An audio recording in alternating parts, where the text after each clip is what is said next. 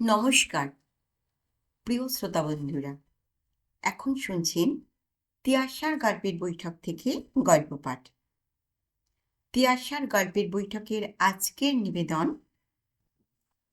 শিবরাম চক্রবর্তীর লেখা অশ্বত্থামা হত ইতি গজ।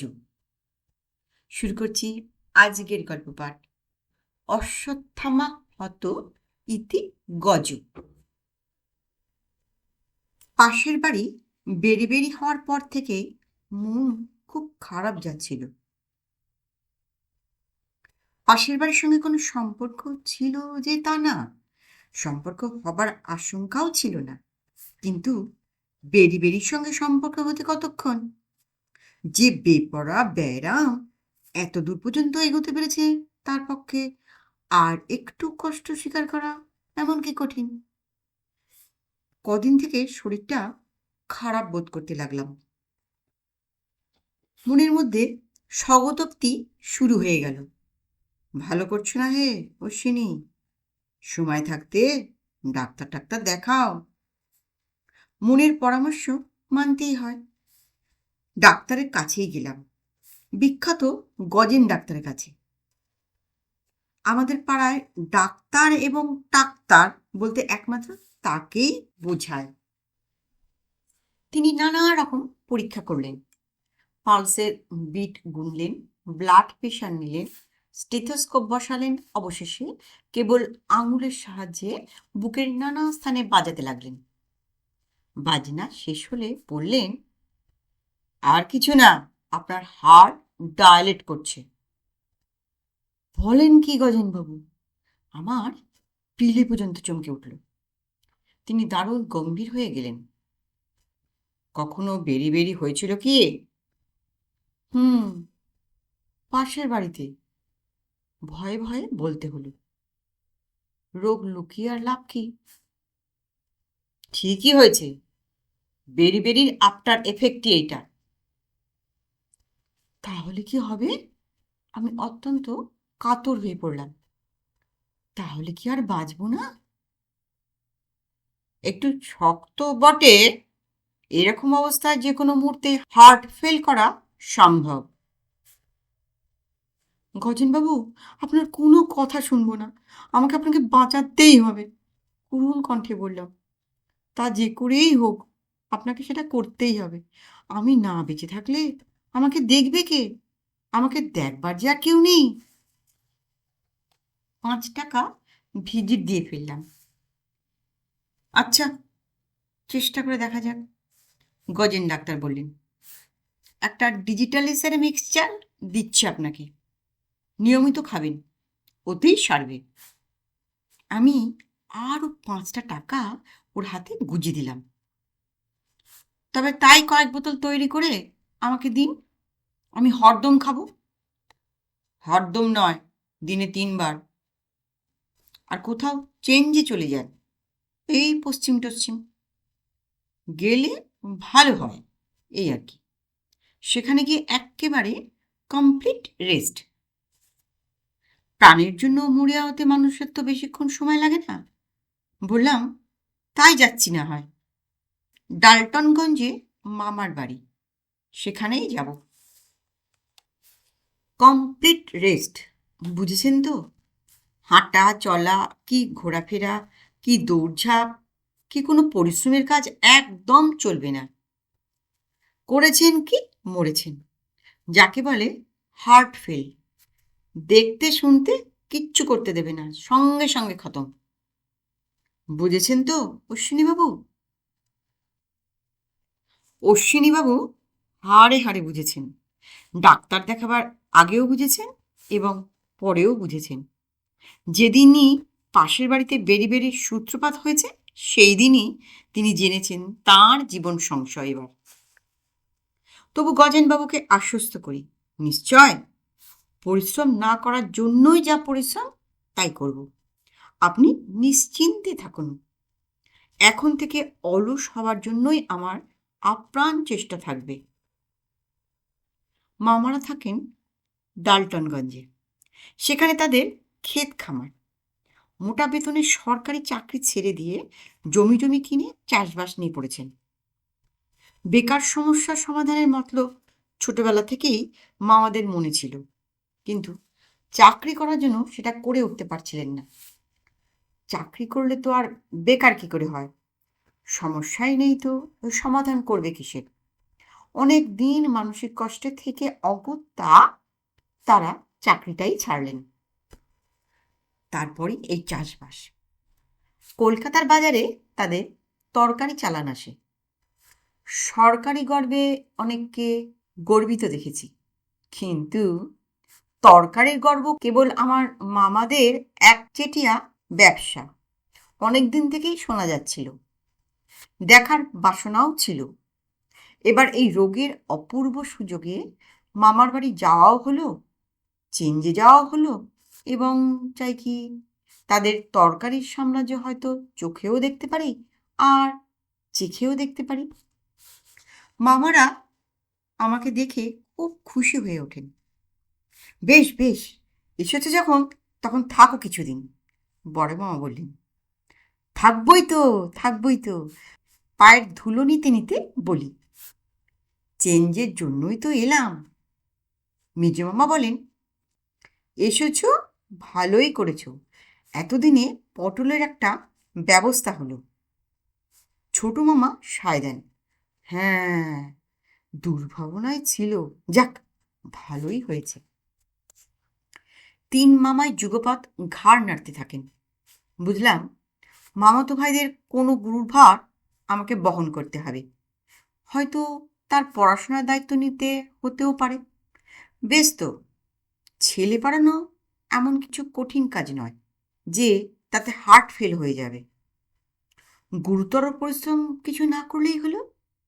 যেমন টিউশনির যেগুলো শ্রমসাধ্য অংশ, পড়া নেওয়া, ভুল করলে শুধরাবার চেষ্টা করা, কিছুতেই ভুল না শুধরালে শেষে পাখা পেটা করা, এবং মাস ফুরলে বেতন বাগানো।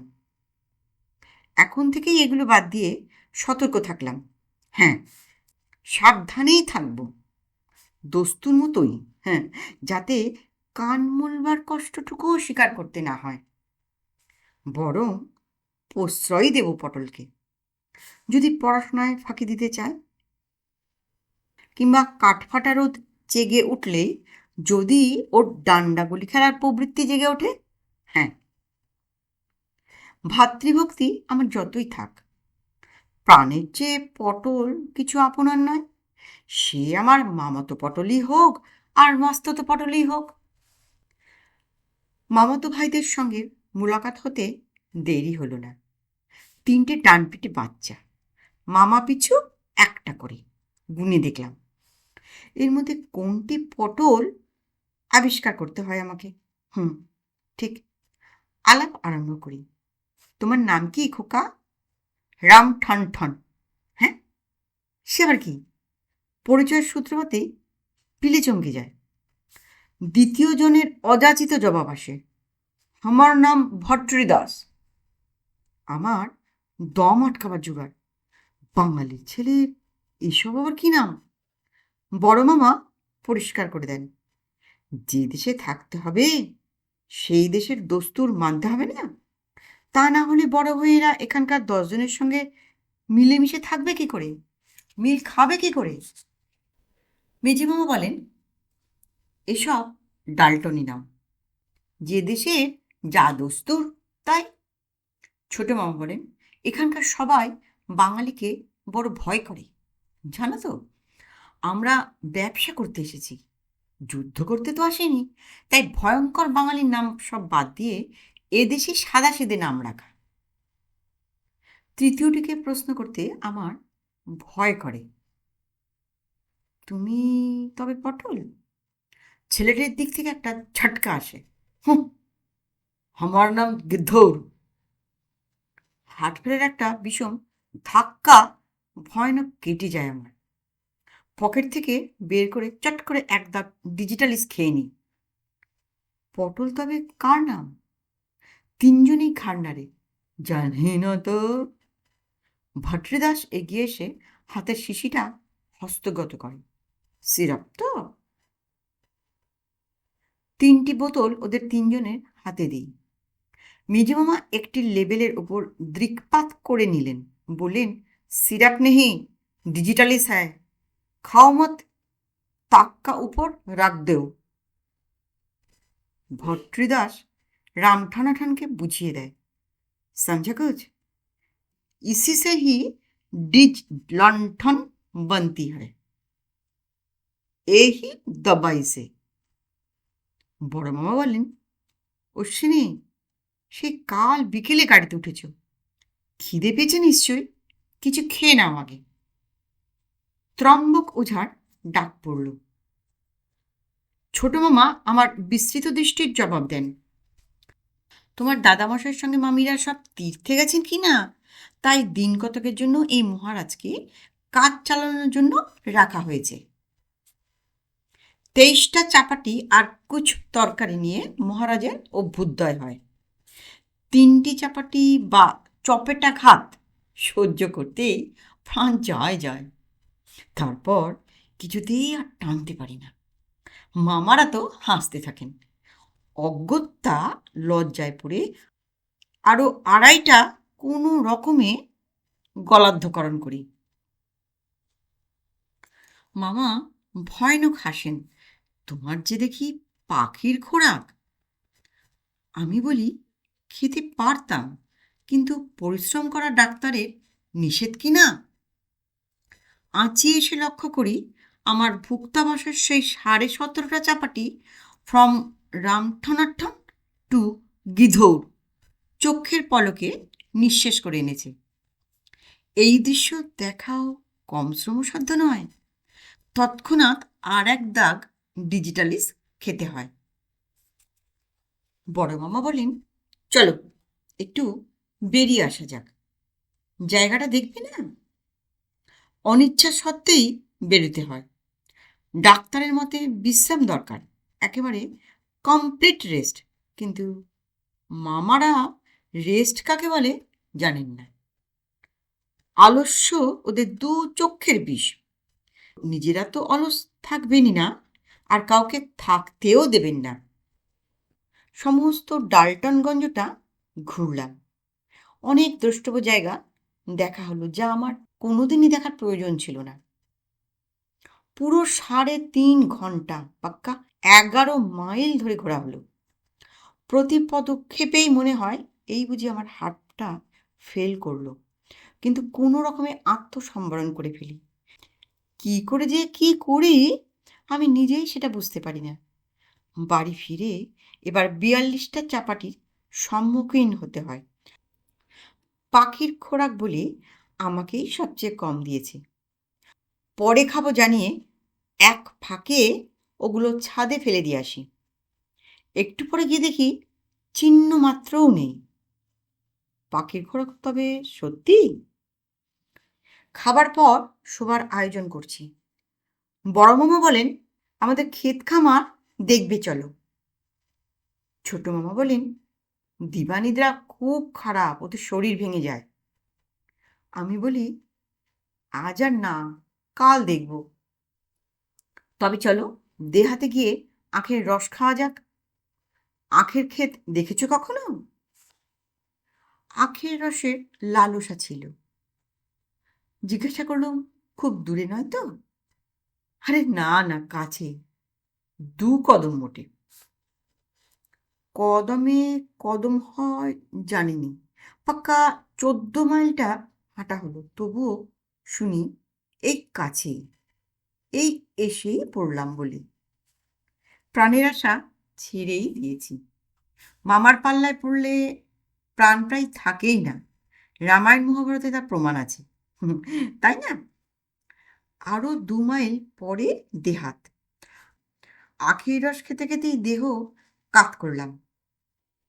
আমার এই অবস্থা দেখে মামাদের করুণা হলো বোধ করি। দেহাতি রাস্তা দিয়ে একটা এক্কা গাড়ি যাচ্ছিল, সেটাকে ভাড়া করে ফেললেন। এক্কায় কখনো চড়িনি। চাপবার পর মনে হলো এর চেয়ে হেঁটে ফেরাই ভালো ছিল। এক্কার এমনি দাপট যে প্রতি মুহূর্তেই আমি আকাশে উৎক্ষিপ্ত হতে থাকি। এতক্ষণ টিকে থাকলেও এ ধাক্কার সজ্ঞানে অজ্ঞাপ্রাপ্তির আর দেরি নেই। বেশ টের পেলাম। বাড়ি ফিরতে রাত হয়ে গেল। এক্কায় যতক্ষণ এসেছি তার 2/3 সময় আকাশেই ছিলাম, এ কথা আমি হলপ করে বলতে পারি। কিছু সেই আকাশের ধাক্কাতেই সমস্ত গায়ে দারুণ ব্যথা বোধ করলাম। 33টা চাপাটের মধ্যে 3.25 আত্মসাৎ করে শুয়ে পড়লাম। কোথায় রামলীলা হচ্ছিল। মামারা দেখতে গেলেন, আমায় সঙ্গে যেতে বললেন, বারবার অভয় দিলেন যে 1 কদমের বেশি নয়।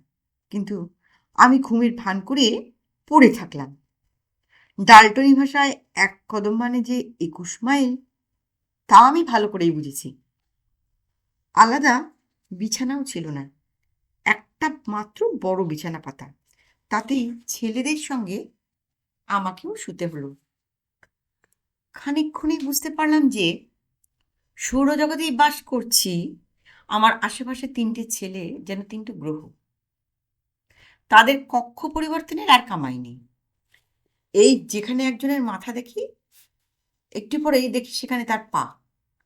খানিক বাদে মাথা বা পা কোনোটাই দেখতে পাই না। তারপরে অকস্মাৎ তার কোনো একটার সঙ্গে আমার নিদারুণ সংঘর্ষ লাগে, চটকা ভেঙে যায়। আহত স্থানে শুশ্রূষা করতে থাকি, কিন্তু ওদের কারোর নিদ্রায় বিন্দুমাত্র ব্যত্যয় ঘটে না। ঘুমের ঘরে যেন মোঁ মোঁ করে ঘুরছে ওরা। আমিও যদি ওদের সঙ্গে ঘুরতে পারতাম তাহলে বোধহয় আমার তাল বজায় থাকতো, ঠোকাঠুকি বাঁধার সম্ভাবনাও কিছু কমতো। কিন্তু মুশকিল এই, ঘুরতে গেলে আমার ঘুমানো হয় না, আর ঘুমিয়ে পড়লে ঘোরা হয় না। ছেলেগুলো দেখছি পা দিয়েও বক্সিং করার বেশ অভ্যাস আছে। সব সময় not to hit below the belt এর নিয়ম মেনে চলে বলে তো মনে হয় না। নাক এবং দাঁত খুব সতর্কভাবে রক্ষা করছি। ঘুমানোর দফা রফা ভাবছি আর চৌকিদারিতে কাজ নেই, মাটিতে নেমে শটান জমিদার হয়ে পড়ি। প্রাণ হাতে নিয়ে এমন করে আর ঘুমানো যায় না। 2টো তো বাজে। নিচে শোবার উদ্যোগ করছি এমন সময় নৈপথ্যে মামাদের শোরগোল শোনা গেল। রামলীলা দেখে এখন 2টোর সময় ফিরছেন। অগত্যা মাটি থেকে পুনরায় প্রমোশন নিতে হয়। মামারা আমাকে ঘুম থেকে জাগালেন, অর্থাৎ তাদের ধারণা যে তারা আমাকে জাগালেন। তারপর ঝাড়া 2 ঘন্টা রামলীলার গল্প চলল। হনুমানের লম্ফজম্প 3 মামাকে খুব খুশি করেছে, সে সমস্তই আমাকে শুনতে হলো। ঘুমিয়ে চোখের পাতা জুড়িয়ে আসছিল, কেবল হুঁ হাঁ দিয়ে যাচ্ছিলাম। হঠাৎ এক মামা প্রশ্ন করে বসলেন, হনুমানের বাবাকে জানো তো অশ্বিনী? ঘুমের ঝোঁকে ইতিহাসটা ঠিক মনে আসছিল না।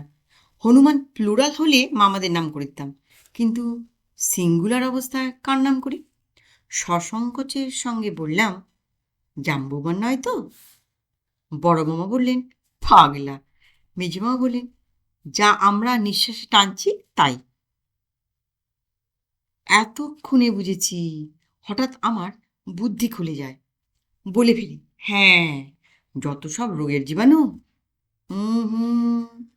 মেজু মামাও আমায় দমিয়ে দেন, বলেন, ওসব জীবাণু টিবাণু কিছু নয়। জীবাণু টিবাণু না, তাহলে কি করি? আমার তো ধারণা ছিল ওইসব প্রাণী আমাদের শ্বাস প্রশ্বাসে যাতায়াত করে। আমি দীর্ঘ নিঃশ্বাস ছেড়ে বলি, ছোট মামা বলেন, পবনদেব। স্বয়ং পবনদেবকে নিঃশ্বাসে টানছি এই কথা ভাবতে ভাবতে কখন ঘুমিয়েছি বা ঘুমাইনি মনে নেই। বড় মামা আমাকে টেনে তুললেন, ওঠ ওঠ, 4টে বেজে গেছে, ভোর হয়ে গেল, মুখ হাত ধুয়ে নাও, চলো বেরিয়ে পড়ি। আমরা সকলেই প্রাতঃভ্রমণ করি রোজ। মেজমামা বললেন, বিশেষ করে চেঞ্জে এসেছে যখন, প্রাতঃভ্রমণ তো করবেই।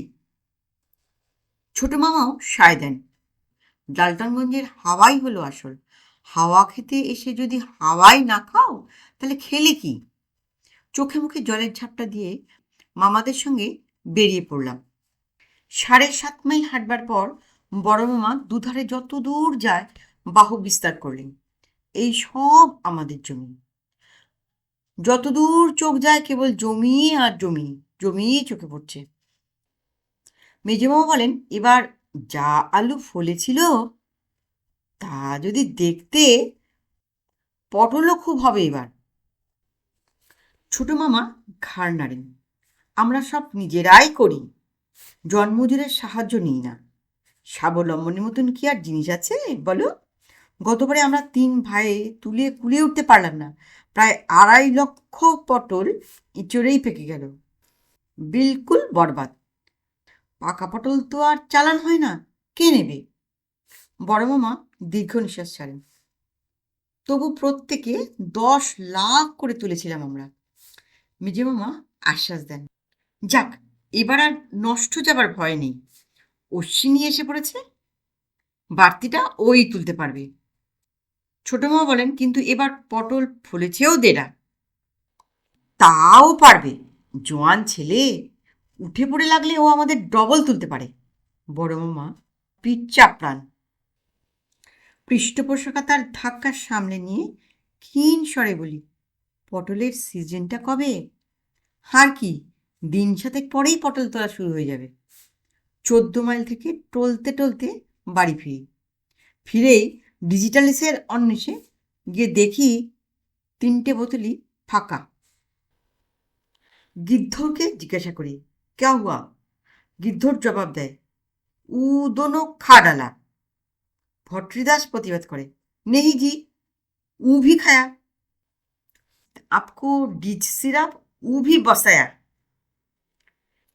কেবল বসায় নয়, আমাকেও বসিয়েছে। পাতায় হাত দিয়ে বসে পড়ি। এই দারুণ পরিশ্রমের পর কি করে এখন হার্টফেলের হাত থেকে আত্মরক্ষা করব, হ্যাঁ, সেটাই ভাবছি। গজেন ডাক্তারকে চিঠি লিখতে বসি। কাল এখানে এসে অবধি আদ্যপ্রান্ত যা ইতিহাস হয়েছে সবই ওনাকে অবশেষে জানাই। ডিজিটালিস্ট নেই, ভালোই হয়েছে। আমার আর বাঁচবার ইচ্ছাও নেই। বাঁচতে গেলে আমার পটল তুলতেই হবে। 1-8টা নয়, 3.5 লাখ পটল, তার বেশিও হতে পারে। পত্র পাঠ এমন একটা ওষুধ চট করে পাঠাবেন যাতে পটল তোলার হাত থেকে নিষ্কৃতি পাই এবং সঙ্গে সঙ্গে হার্ট ফেল করি। এ পর্যন্ত যা দারুণ খাটুনি গেছে, তাতেও যখন এই ডাইলেটেড হার্ট ফেল করেনি, তখন ওর ভরসা আমি ছেড়েই দিয়েছি। ওর উপর নির্ভর করে থাকা আর চলে না। না, 3.5 লাখ পটল তোলা আমার সাধ্য নয়। তার চেয়ে আমি একবার মাত্র পটল তুলতে চাই। পটলের সিজন এর ঢের আগে, যখন মরবারও আশা নেই, বাঁচবারও আশা নেই, তখন এ জীবন রেখে লাভ কি? ইতি শরণাপন্ন বিধু অশ্বিনী। 1 সপ্তাহ কেটে গেল, তবু ডাক্তারের কোনো জবাব নেই, ওষুধ পাঠাবারও নাম নেই। কাল সকাল থেকে পটল পর্ব শুরু হবে ভেবে এখন থেকেই আমার হৃদকম্প আরম্ভ হয়েছে। এঁচে রেখেছি, মামারা রাত্রে রামলীলা দেখতে গেলেই সেই সুযোগে কলকাতায় শটকান দেব। কলকাতায় ফিরে গজেন ডাক্তারের কাছে ছুটি। গিয়ে দেখি কম্পাউন্ডার 2জন গালে হাত দিয়ে বসে আছে, রোগীপত্র কিচ্ছু নেই।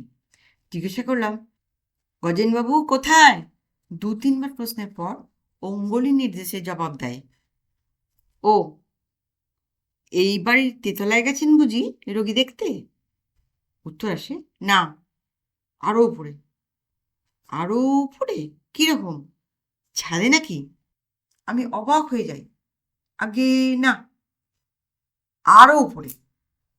ছাদেরও উপরে? তবে কি এরোপ্লেনের সাহায্যে তিনি আকাশেই উঠছেন? বিস্ময়ের আতিশয্যে প্রায় ব্যাকুল হয়ে উঠি। এমন সময় ছোট কম্পাউন্ডারটি গুরুগম্ভীরভাবে অথচ সংক্ষেপে জানান, তিনি মারা গেছেন। মারা গেছেন? সে কিরকম? 10 দিনের মধ্যে 3য়বার আমার পিলে চমকায়। বুড়ো কম্পাউন্ডারটি বলেন, কি আর বলবো মশাই, এক চিঠি, এক সর্বনেশে চিঠি। এই ডালটনগঞ্জ থেকে কি অশ্বিনী না কি নাম কার, তাই পড়তে পড়তে ডাক্তারবাবুর চোখ গেল উল্টে। বাড়তিনে কেবল বললেন, কি সর্বনাশ, কি সর্বনাশ। তারপরে তার হার্ট ফেল করলো। পরিচয় না দিয়েই বাড়ি ফিরলাম। বুঝলেন কিছু? নমস্কার। গল্পটা কেমন লাগলো? গল্পটা ভালো লাগলে অনুগ্রহ করে একটা লাইক করতে ভুলবেন না, এবং আমার গল্পের চ্যানেলের নতুন শ্রোতা বন্ধু হলে চ্যানেলটিকে সাবস্ক্রাইব করে বেল আইকনটি অন করে রাখবেন।